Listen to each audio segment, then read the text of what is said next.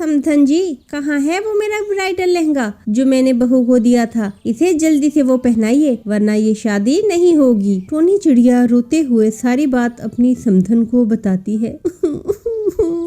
समधन जी, हमने जानबूझकर कुछ नहीं किया। प्लीज, मेरी बेटी की इज्जत का सवाल है। अपनी बिटिया के लिए दूसरा ब्राइडल लहंगा खरीदा है क्योंकि ये मेरी बिटिया को फिट नहीं आया। हम पर दया कीजिए समधन जी। सारी बातें आप झूठ बोल रही हैं। कह क्यों नहीं देती कि आपने मेरे कीमती ब्राइडल लहंगे को बेचकर ही ये सारा इंतजाम किया है। चल बेटा, मैं तेरी शादी इन चोरों की बेटी से नहीं कर सकती। हो सकता है कल को इनकी बेटी हमारे घर बहू बन के आए और हमारा घर ही साफ कर दे।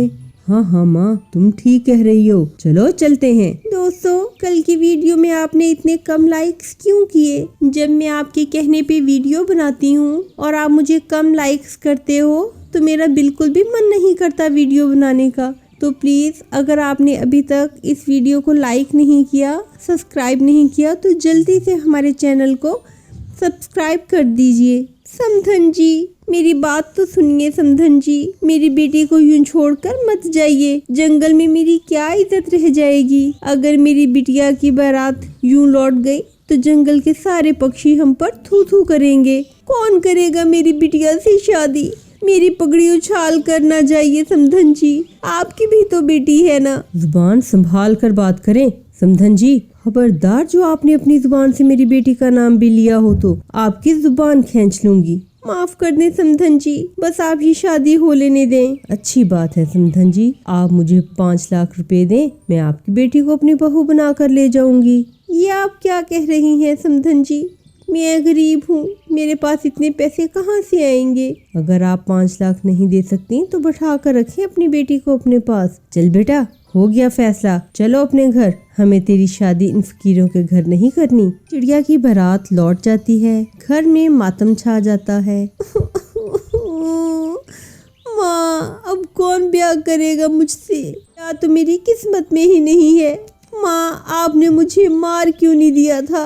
अब मुझे गरीब से कौन शादी करेगा? माँ चुप हो जा मेरी बेटी, चुप हो जा।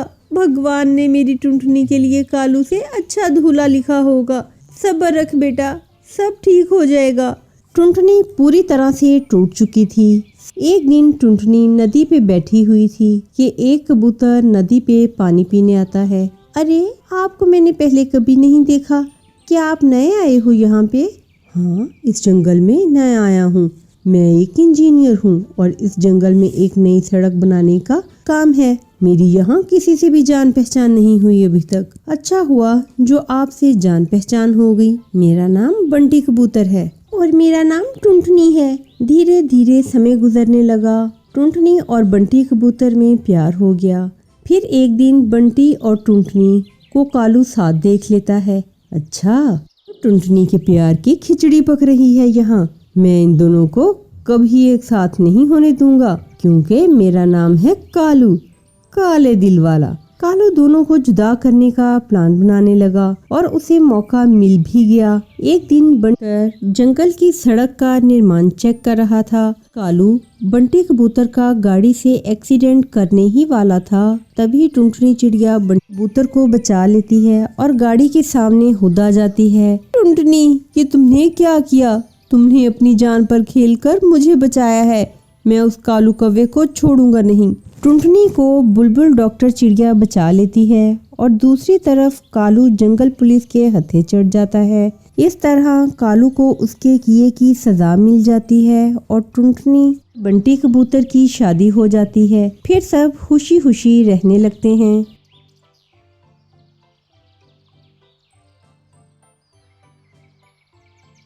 सुंदरबन के घने जंगल में मूसलाधार बारिश होने लगी। गरजते बादलों से आसमान फड़कने लगा। जोरों की हवा से जंगल के पेड़ बहुत हिल रहे थे। इसके घोंसले गिर जाने पर बहुत पंछी उदास होकर एक पेड़ के ऊपर टुनटुनी चिड़िया, कालू, बंटी कबूतर और टोनी चिड़िया सभी एक जगह बैठे हैं। टुनटुनी चिड़िया बारिश और हवा से डरती हुई अपने दोस्तों से कहती है, मैंने बहुत बार बोला था कि मिट्टी का घर ही अच्छा है।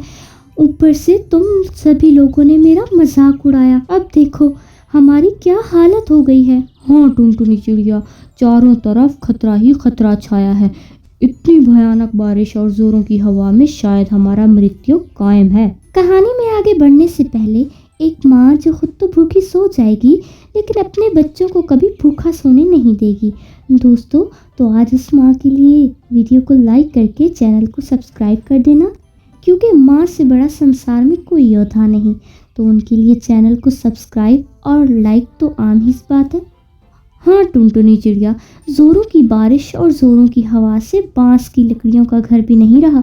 सिर्फ मिट्टी का घर ही हमें बारिश और गिड़गिड़ाहट से बचा सकता है। तुम तो बहुत बार बोली पर हमने नहीं सुनी। अब देखो, तुम्हारी बात ना मानकर हम सब बारिश में भीगने की सज़ा भुगत रहे हैं। माफ़ कर दो टुनटुनी चिड़िया, अब हम क्या करें। हम सब तुम्हारी मदद करेंगे, सिर्फ अभी ही नहीं बल्कि हमेशा के लिए। बस अभी इस बारिश से हमें बचा लो। लेकिन अभी तो मूसलाधार बारिश में भीगी हुई मिट्टी से घर बनाना तो नामुमकिन है। लेकिन हम ऐसे बारिश में भीग भी तो नहीं सकते ना, तो हम क्या करें। मैं भी वही सोच रही हूँ। कालू भैया पहले घर बनाने के लिए पत्थर लाएंगे, फिर बंटी भैया मिट्टी लेके आएंगे। ठीक है टुनटुनी बहन, मैं अभी जाता हूँ। ये तो मेरे बाएं हाथ का खेल है। टुनटुनी चिड़िया ऐसा कहकर कालू कौवा उस पेड़ से उड़कर बारिश में भीगते और कड़कते बादलों से डरकर पूरा जंगल उड़ने लगा। जोरों की बारिश होने पर चारों तरफ बाढ़ का पानी ही था। उसे मिट्टी या पत्थर तो कहीं दिखाई ही नहीं देते थे। कालू कौवा घूम घूम कर थक हार कर वापस अपने दोस्तों के पास लौटता है। तभी बंटी कबूतर उससे कहता है, क्या रे कौवा, बहुत बातें बोल रहा था। ये तो मेरे बाएं हाथ का खेल है, अब बताओ कहाँ है पत्थर। कालू कौवा उदास चेहरा लेकर सभी को कहता है, इतनी बारिश में पानी ही रहेगा, ना मिट्टी और पत्थर थोड़ी ना मिलेंगे। सबको पता है कि तुम्हें पत्थर नहीं मिले और ना ही मिट्टी, लेकिन तू हमारी बात नहीं सुनता, इसीलिए हम सब चुप रहे। टुनटुनी चिड़िया के ऐसा कहने पर कालू कौवा चुप रह जाता है। इतने में आसमान से गिड़गिड़ाहट आकर उस पेड़ पर पड़ती है और फिर उस पेड़ को आग लग जाती है। सभी पंछी हवा में उड़ जाते हैं। आग जल रही थी और सभी पंछी डर गए थे। तभी टुनटुनी चिड़िया अपने मन में कहती है, लगता है इन सबको मेरी कीमत समझ में आ गई है। अब इन सबको परेशान करना ठीक नहीं। मेरे पहले से बनाए मिट्टी के घर में इन सबको मैं ले जाती हूँ, तब इन्हें मेरी दूरदृष्टि समझ में आएगी। उसके बाद बारिश में भीगकर जल रहे पेड़ को देखकर सारे पंछियों से टोनी चिड़िया कहती है, लगता है आज जल्दी बारिश कम नहीं होगी। बताओ ना, हम सब क्या करें। हाँ टुनटुनी चिड़िया, बारिश तो बहुत जोरों की चल रही है। गरजते बादल हमें बहुत डरा रहे हैं।